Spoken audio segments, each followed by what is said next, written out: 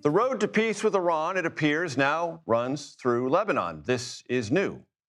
Just yesterday, Vice President J.D. Vance, who, by the way, will lead U.S. negotiators in talks with Iranian officials tomorrow in Islamabad, Pakistan, said just yesterday, that Lebanon had nothing to do with Iran and the ceasefire reached with the Trump administration. Today, different machinations and different statements. President Trump, for one, said he urged Israel to scale back military bombardment of targets in Lebanon. The Israeli Prime Minister, Benjamin Netanyahu, directed his government to engage in talks with Lebanese leaders about a ceasefire, and very late today, the State Department said it would lead efforts to forge a ceasefire between Israel and Lebanon.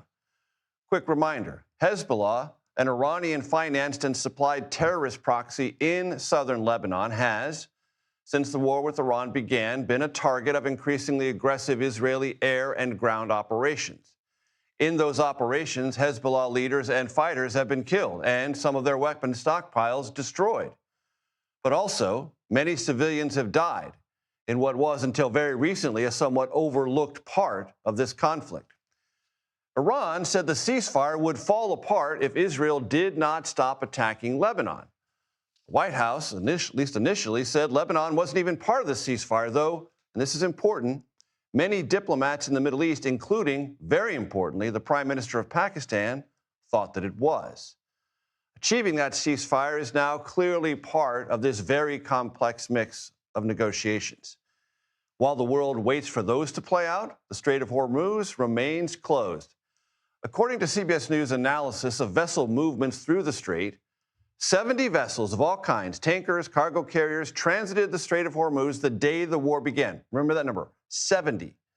By comparison, in the last 5 days, only 40 vessels, 40 over 5 days, have transited the strait. And that is why oil prices today traded back up, nearing $100 per barrel.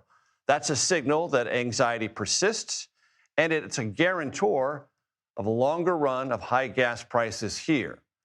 In case you're keeping track at home, the national average price of a gallon of regular gas rose to $4.16 today. It was $3.47 a month ago. We turn now to Ed O'Keefe at the White House. Ed, a lot going on and a lot at stake for the vice president and this administration as it tries to now figure out what's going on with Israel and Lebanon, in addition to what's going on with it and the Iranians.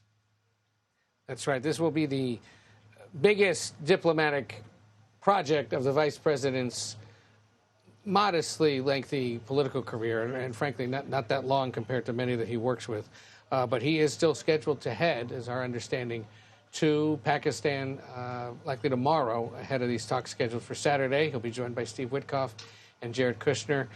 We have not seen the president today. We haven't heard from him outside of a handful of modest interviews where he essentially reiterated, as he did on social media, that U.S. military assets will remain in the region unless or until there is an agreement with Iran, which he anticipates. And if not, then, quote, the shooting starts again in a bigger way than it did before. And as you said, so much of this today has been focused on what Israel and Lebanon may sort out here. The Israeli Prime Minister authorizing direct talks with Lebanese officials here in Washington next week, CBS News has confirmed.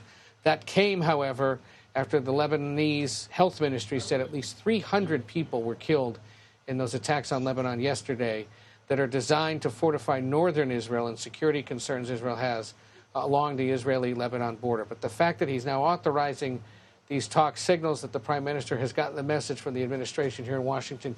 You've got to at least appear to be talking to Lebanon so that we can begin talking to Iran.